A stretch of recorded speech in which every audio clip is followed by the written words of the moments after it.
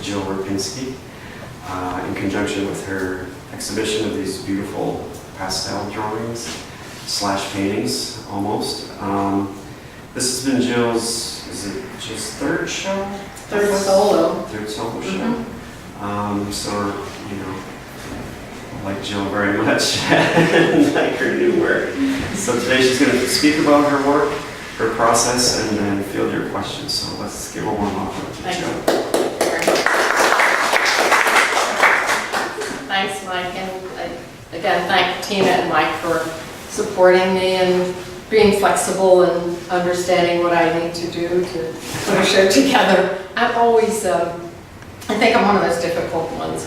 I'm kicking and screaming, no, I'm ready for a show, and all that stuff. And just like this exhibition, I started the work January 8th. And I haven't prepared anything for the talk, but I think I can manage. So I was really on a tear getting things done. I started with an idea of just going back to my comfort zone, which is pastel. All of these are pastels, and some of them are purely pastel, others incorporate gouache, casein, or what I call pastes that I mix. So I make my own pastel paste. You could even say that I prepared, in some cases, gouache by hand or even watercolor. More gouache than watercolor. And I'll explain that as I go through. So some of them, there are two, the long view and obscured view, are on the same paper. I'm going to try to pack in as much information as possible. They're on the same paper. It's I would say a paper similar to Canson paper, and it might even be a Canson. It's a very old paper. I collect papers. When I find what I want, I store them in my files. And when I'm ready to use them, I have them. But the interesting thing is you cannot get Canson in that size anymore. So because it's a Canson paper, I endeavored to work with just the dry media, not including any of my wet techniques. So, you know, as I developed these drawings, I started to work with ideas of, how should I say, interesting ways to see the landscape other than like a traditional vista with sky and trees and land. And if you look at these, some of them don't even have a horizon, and that's been my goal throughout my process over many decades. You know, you all start out with a horizon of landscape, but the goal is to try to express yourself in other ways. So the reflecting an illusion and elusive presence, the night vision, they don't have a horizon. And you could say that obscured view is also incorporating an idea of a horizon.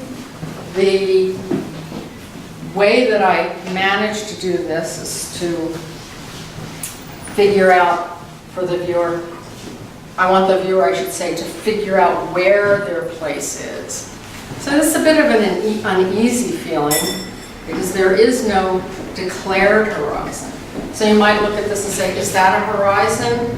Is this a reflection? Is this the sky? Where's the viewer? So I consider the viewer on the side of a tree or on the cliff or looking through the top of the tree line and looking out into a vista. And this could be a branch as well. So what does it feel like to you? So I want you to feel like to search for that placement. So for me, it was like, okay, I'm a little uneasy, and I'll say, well, I have to accept that as the ground, because I'm a human living on Earth, and we are all really seeking that gravity all the time. So that feeling of the obscure view is really helping me, you know, to achieve that uneasiness and that searching quality. The long view likewise has some ambiguity. And the only way that so the ambiguity is this tree line, is that a field, is this water. This might be water, because it starts to go into some rippling effect. Is it another field? So there's that ambiguity again with having diagonals and horizontals. And I feel like the only way that I was able to ground myself was to imply figuration in here. And it gives you a sense of distance, a sense of your place and perspective. And again, I have implied more realistic sensibility of the sky, while the ambiguity again jumps in place because, or comes forward because this branch is somewhat upside down. So it could be a broken branch. That's the way I kind of implied it to be. And it kind of fades off here and it fades off here, almost like it's in water again. So it's kind of embodying a lot of types of landscape, but there's nothing realistic like that. And I would say that for the most part, my work is driven by imagination, as well as observing nature from, being at the farm where I keep my horse, and in this body of work, riding off and seeing landscape. And seeing landscape in the case where I'm working with this piece. This is the namesake of the show, Shifting Perception.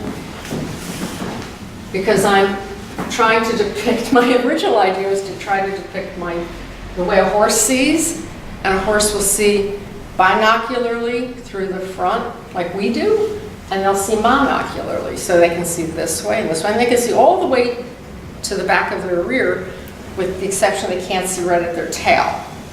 So a horse moving through space is seeing that way and this way, and when you're riding, you're looking up, down. I'm looking, oh, there's a branch, I have to duck my head, there's roots, my horse has to step over those roots, but you have to watch that too, because you have to make sure that she's looking where you're looking and not looking at the bear in the woods, in her mind at least. So that shifting perception was, I'm trying to imply movement and also a relaxation, because when you're riding, you're also relaxed. It's about looking everywhere, just like when you drive down the highway, you're not looking statically in front, you're also looking beside you in the mirror, so you have to be aware of everything. So I have a lot of action going from both sides. The curved horizon was derived through the curved horizon was derived through my understanding of the perception of the horse. And if you look online, you can really Google what they think a horse sees. And the only way that it can be seen is through a fisheye. That's our framework for how an animal sees that's got their eyes on the side of their head. I'm pretty sure that there's other ways that it is manifested if we saw that in action, if we were actually able to see that through that animal's eyes. But that's why I came artistically to the idea of a curve. I originally had a static composition where I had the figure in the middle, and that never worked. And this is where the brush comes in.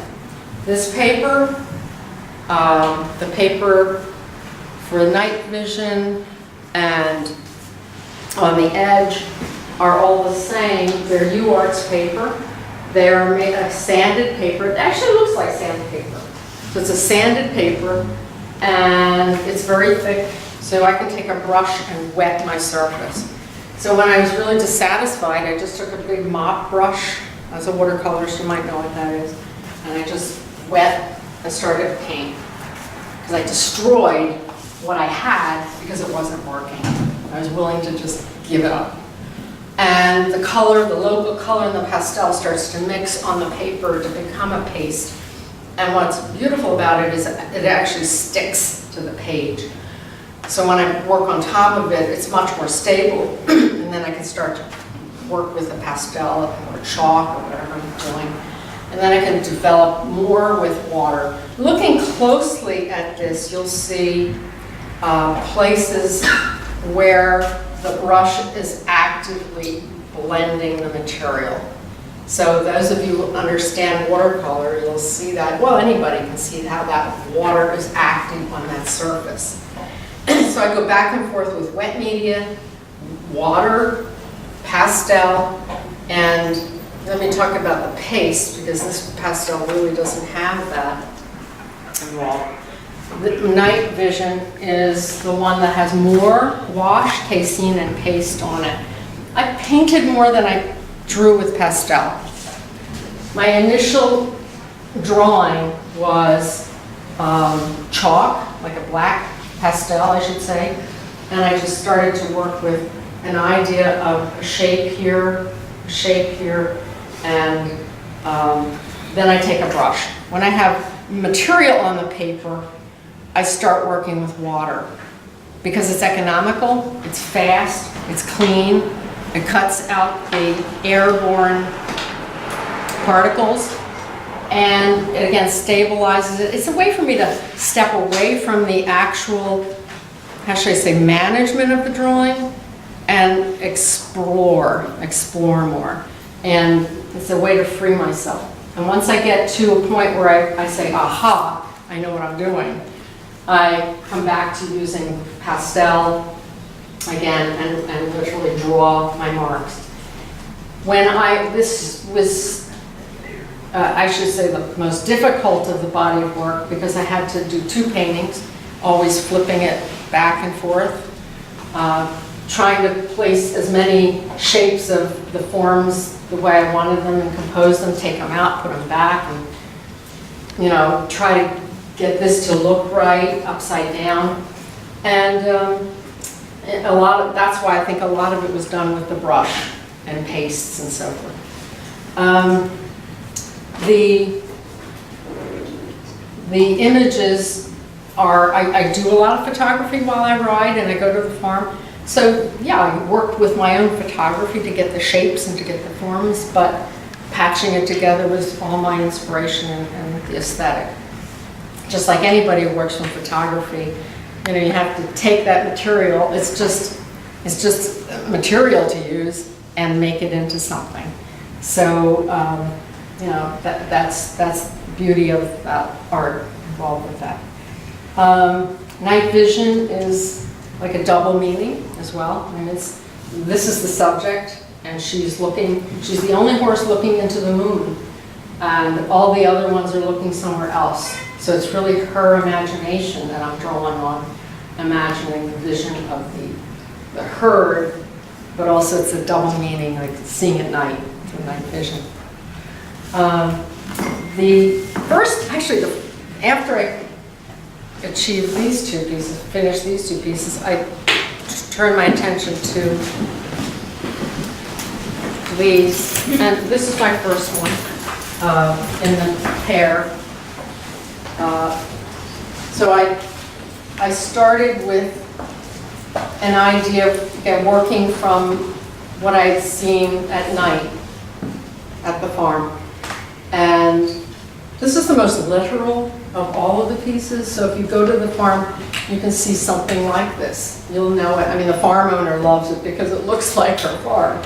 And what I did was, technically, for those of you who are artists who understand, I worked with a very lightweight paper, and I did something that I tell my students never to do. And sometimes we break our own rules.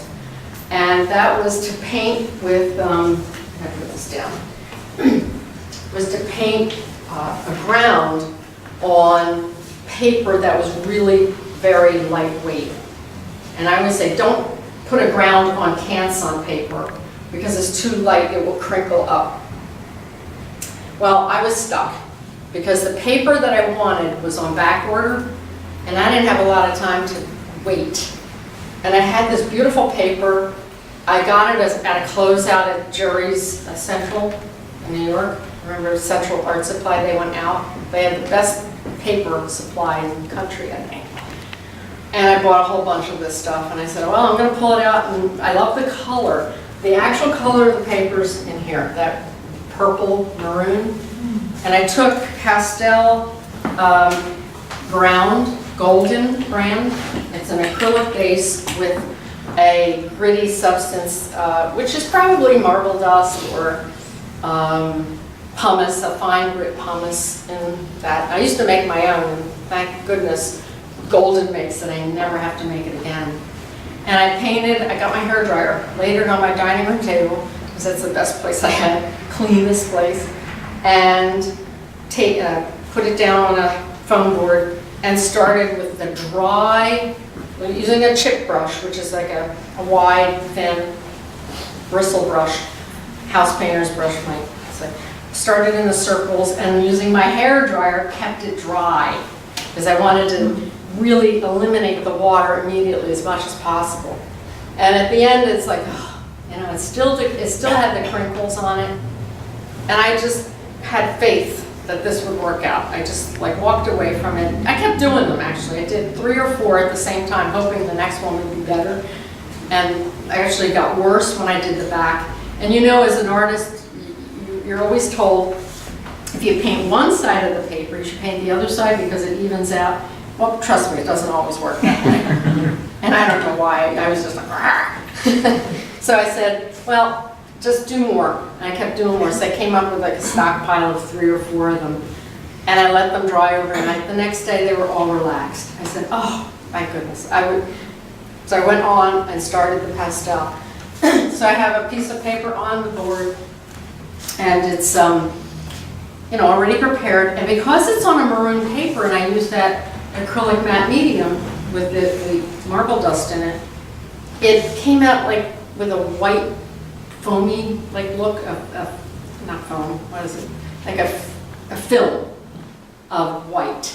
And it's oh, it didn't dry clear because it's on a colored paper. I'd never done that before on that paper. But it was fine. I wasn't panicked about it. And I just proceeded with, the first thing I did was I mixed a paste. I take dry pigment and water. So I took ultramarine blue, and I take a plastic container, dump some, I put water in the bottom first, and start scooping in ultramarine blue, and it immediately starts to dissolve in the water. Then I take white with a spoon and dump it in, mix it up, and sometimes I will use a gum arabic. Watercolors use that. It's the medium in watercolor. It's a binder. It's a very safe food quality binder. And you pour, depending on the volume, you pour in a quantity of that, and all of a sudden it gets more creamy. It emulsifies. And I take a big mop brush and start painting. And when you get close to this, you can see the brushwork. And I intentionally left it loose. I didn't overpaint it. I didn't blend it with my fingers or anything. I just painted it to the point where the little bit of activity was enough. It wasn't homogeneous, but it wasn't active either. And as soon as I got done with that blue, I started to lay in the orange. And I put in, I think, the deeper orange first across that plane, and then I worked with the paler yellows. And about that time, I started to throw in the verticals and to nudge in some of the detail in the middle of those standing trees. And if you look at this here, you'll see rubbings. When you rub something that has a texture, you get that mark, and all of that is because of the under-painted acrylic golden pastel ground. So that's all actively involved there. Then when I went into the black, and it did the same thing. It sort of skipped in places and gave me that sense of loose quality. And at the moment when I started to put in the horses, and I started to put down the fencing, that's when the title of the show came to me. And I had already finished these 2 pieces. They were at the framer. And I realized that it's all about that elusive quality and how your eye shifts to try to, you're shifting to see in the dark. Is there a horse out there? What am I seeing? Is something moving? Or is it me? And that's why I came up with this idea of shifting perception. And once I came to a title, I actually came back to look at these pieces, and you know what, maybe they weren't at the framer. I don't think they were, so I'm gonna retract that.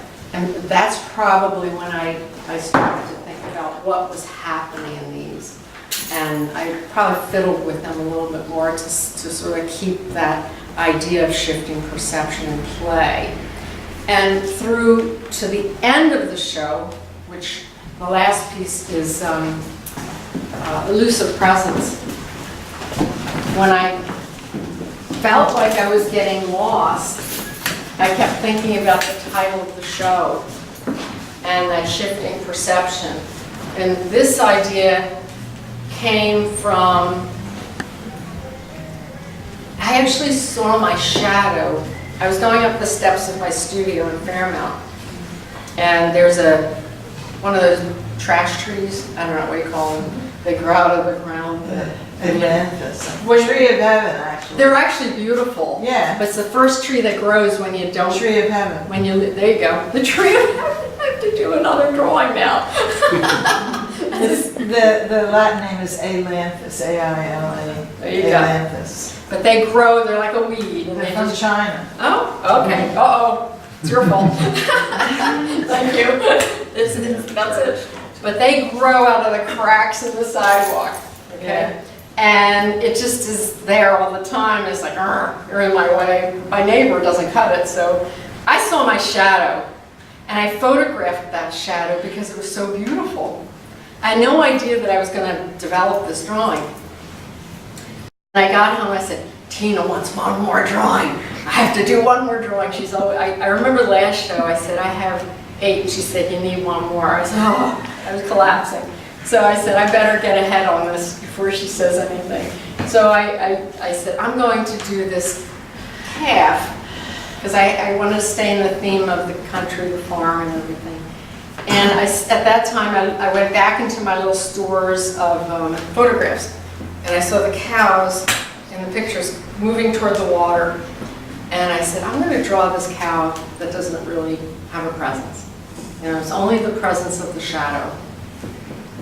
And as the drawing developed, I also showed the presence of the cows in reflection. And getting back to, you know, the idea of shifting perception, I just kept running with that idea of your eye shifting. Is it a cow or is it a boat?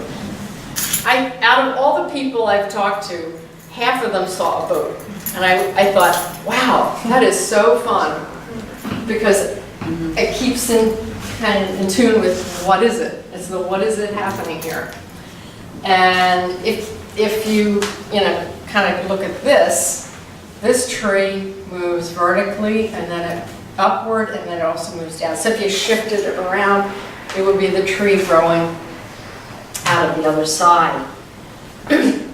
If you actually saw a photograph of this, in which we all do take pictures of our work now and look at it in a smaller version, you do see a lot of U-shapes in the whole drawing, including the negative shape. So it's not only the positive, but it's the negative inside, and then everything else turns on those U-shapes, including in here. This was totally a gift. You know, we call them happy accidents.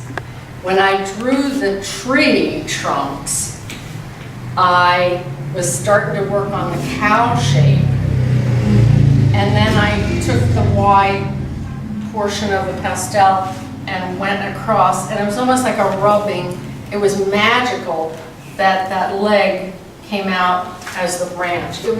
I didn't work hard at it at all. Something was really in the paper, I think, to make that happen. And I said, I'm not going to try to control anything.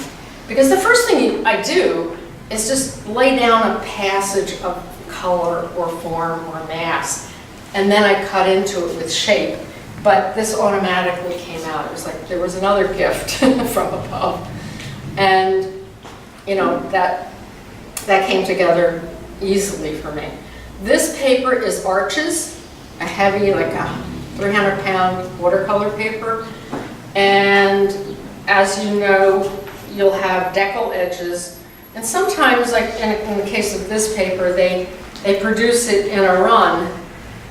and the decals along the edges, and they'll cut the paper, the manufacturer. So that you'll have two sides that are cut, and you'll have two sides that are deckled. And I wanted it to float, so I had to decal this, like faux decal.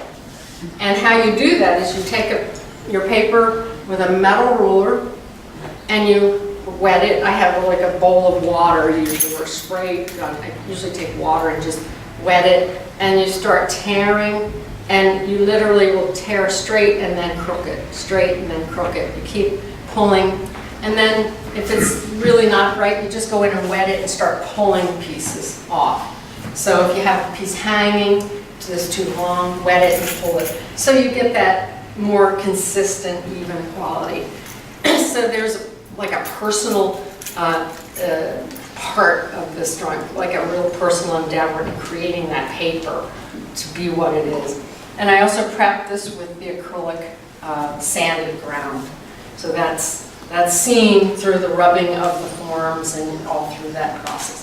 Lots of pastes, lots of prepared paints involved with this. Moving back to the two pieces here. I knew that when I did this, I needed another one. And I think that goes back to my earlier years when I was a student, and right after graduating, I was very excited about doing diptychs, triptychs, and polyptychs. Polyptych is anything more than 3. So I even did a 4-panel piece, like 2 up, 2 down. And what happened with that, it looked like a window, because when I framed it, I had a vertical and a horizontal cross member in the framing. And it was beautiful. It had, like you were looking through a window at the landscape. So this whole body of work is really taking me back to my earlier work and my comfort zone of working with pastel, color, and landscape. So, as I said, when I did this one, I was like, oh, I have to do another one. But I don't want them to be connected. How should I say? I don't want them to have to be connected. In other words, they work as a series. They actually work as a diptych, and especially spacing them like Michael did, which was my imagination, that we didn't even talk when he hung this. Tina hung? Tina made the decision. Okay, what a good eye. I didn't give her any direction, but that's about where I had them in my studio. And I said, well, there's a possibility that this gate is going to end here and the fence is going to pick up here. I mean, they could be relatively the same in height when I look at them. This pole is thinner than that pole. There's probably a differential in terms of, space. Like this would be farther back, this would be closer. But essentially you see them as a sweeping movement and connected. And the difficulty, this was really easy when I came to terms with what to do with this, is every part of this drawing has an activity in it. When I came to this one, I don't know, I can't remember exactly which came first, the tree or the horse, but I think the tree came first because I needed to push the eye into the frame, and I didn't want the same kind of activity as this. I didn't want that. I wanted to have a closeness and a far or a distance. And that left me with this space in the middle. And I started to put the horse in there. And again, I wanted to hold to that elusive quality, so I didn't imply it greater in value than it is. I tried it, and I really rejected it. I tried to put more form into the horse, and every time I put more form into the horse, it was like, it's too realistic. I wanted it to fade away. I wanted you to find it. And even, coming down here, the grasses are covering a lot of the horse. There's an awful lot of color in there. If you look closely, there's little bits of orange, so there's enough information around the hoofs to see that shape. Well, the other thing that happens, this is on the easel, and again, I don't quite have this in place. And I went down, one day I was at the farm, I wasn't there very often. The winter was so wet, cold and wet mostly, and I didn't have time to go there. But when I went down to the farm at the foot, I went down for a particular reason. I went down to look at this, and I wanted to see how that water appears. And I happened to park my car, my truck, and my headlights were on, and the headlights were striking this pole, and I said, oh my gosh, I've got to put that in. It's 2 sources of light. So you wouldn't have this, because the sun sets over there, and the sun is setting here, but there's your light source. So this is imagined and invented, and this is an artificial light from my automobile. So that's another little tricky thing. So it wouldn't exist, but you put it in because it works in the composition. Another elusive thing or shifting perception is and again, the drawing told me to do this. It sounds silly, it's not talking to me, but because of the composition, it's said to leave it alone. And I had the water, and I have the branch, and this branch almost becomes a branch or not when it continues over here and it goes right into the water. And when I teach, I tell students to be sure you know what you're doing when you get those ambiguities. So it's either intentional and you know what you're doing it for, or it's a mistake. And when I look at it at a distance, it almost looks like a mistake, but trust me, it's intentional. That branch and the water become one unit. And there's a couple places where you can see that in my drawings, where it's like, all of a sudden, it's like the Escher drawing. You all know Escher's surreal, is it surreal? I don't know, what do you call that when they do the optical effect? So it's going one way and all of a sudden it's something different. The chair becomes a bird or, whatever. The negative becomes a positive. That's kind of what's happening here, like the water, in a realistic way. So the water becomes a branch. So that's what that's about. On the edge, so this, you're fine. Mess up the picture. I think that this is black paper. It's a black sanded paper. And there might be places where you can see it, maybe right in here.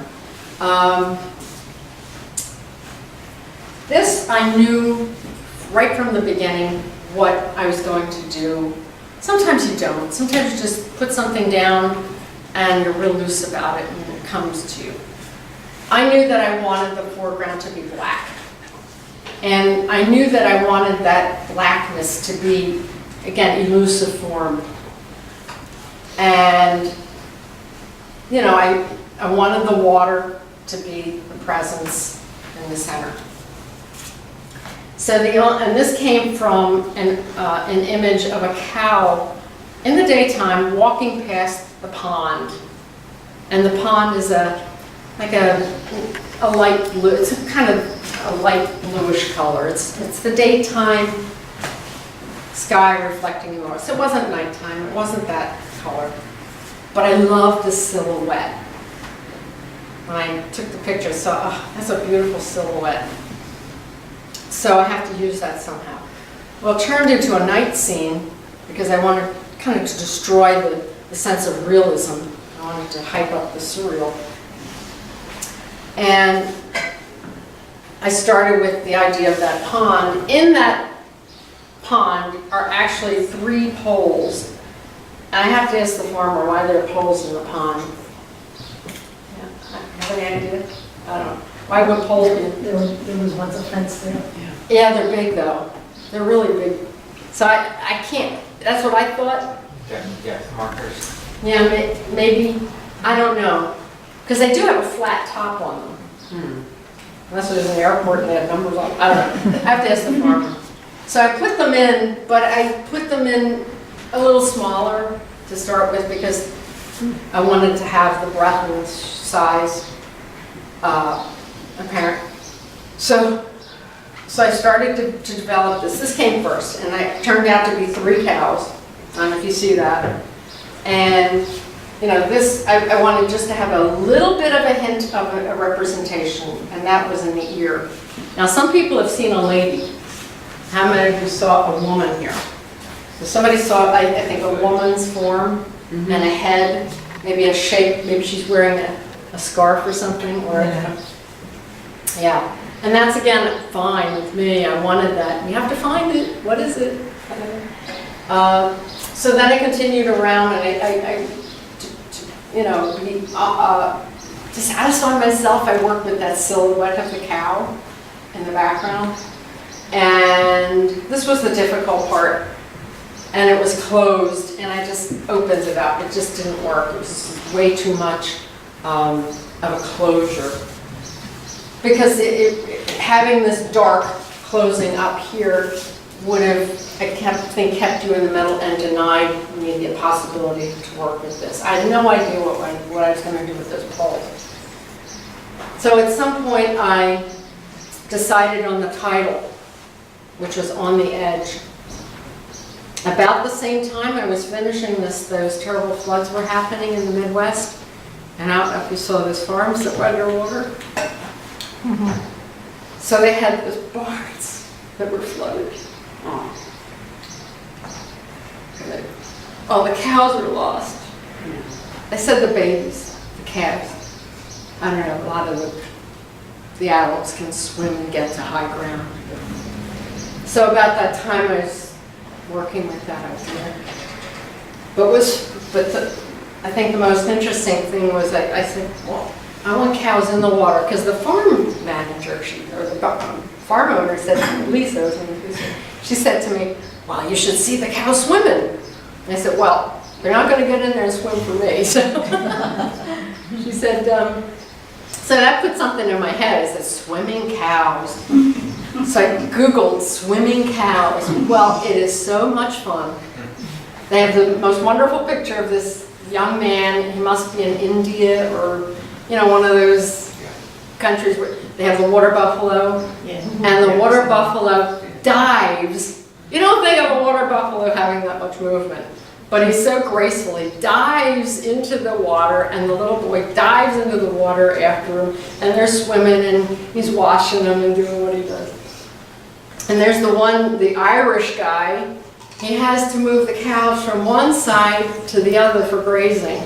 So off they go into the water, and they start to swim and go to the other side. It's so beautiful to see cows swimming. More than horses, huh? Cows. And that's where I got the idea to do these fellows here. All these cattle. And that's where, and about that time, was that my time to stop? That time? Almost, okay. About this time, I said, I want to hold to the On the Edge.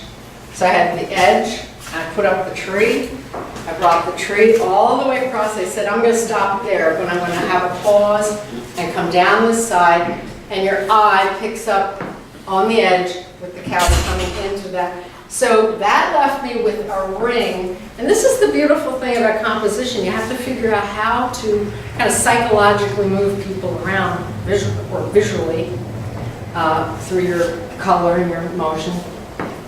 That left me with a big hole in the middle.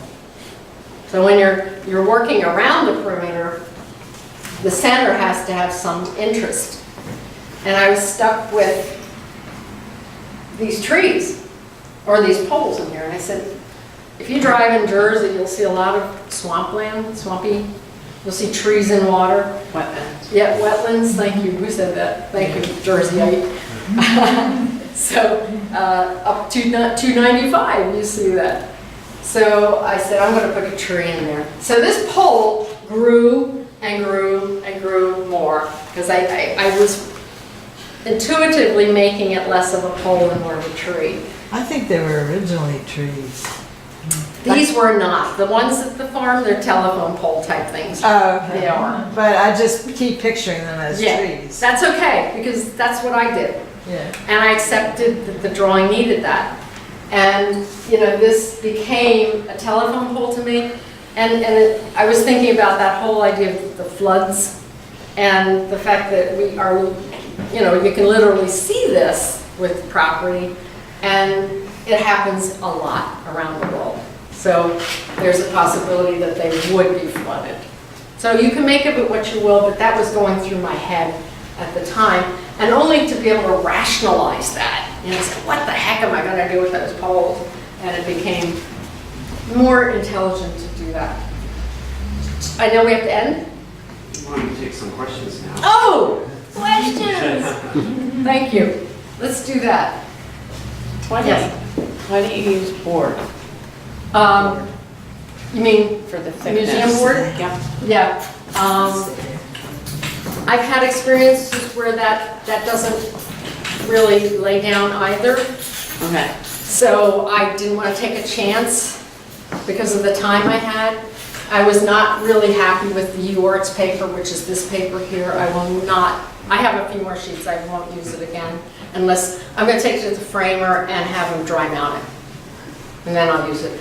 But I will go ahead and order, when they have it in stock, I'm going to get the color fix by Art Spectrum, because they mount it on boards. At this size, this is 40 by 32 or something. Another question? Yes? You're shifting perspectives. Percent. Perceptive, right. Yeah. Anyway, this one and that one, both of them can be turned upside down. Or Yes, this one sideways. sideways Yes. and upside down. Yes. That was the one thing. And then the other was, how was this intentional going from the water Yes, across? it was. Yeah. And And even this one here, the yes, bottom part. that was. It was like, okay, I want some uniformity. I want something to come together. But I don't want them to I wanted Tina to be able to sell them individually. But I'm really proud to say for both of us that the same lady bought both of them. So they're going to be staying together. Oh, that's great. Isn't that nice? It's beautiful, beautiful work. What else? Do you draw at all to begin with? On the paper? Somewhat. But with graphite or with the chalk? oh, no. I will more than likely take the wide piece of pastel and just start putting masses in. And I'm not a drawer. I tell my students, when I die, they're not going to find sketchbooks. I'm not one of those sketchbooky artists. And I finally admitted that to people. And I think I kept that a secret for years. I said, I'm too old to keep secrets like that. So what I do for drawing, for pieces like this, I might sit down with a piece of paper that's like an envelope and say, I think this is my idea. And that's when I run with it. Questions? Yes. So, well, one thing I learned to appreciate as a student is like your intimacy with the material, and also since these many of them have imaginary components with pictorial references, does the material participate in your imagination? Like when you do a water, then would you use more water-based? Oh yeah. And I'll tell you where it is. There, right here. I didn't talk about this piece. Reflecting on illusion. So when I did this has 3 distinct areas and different textures if you look at it. 1, 2, 3.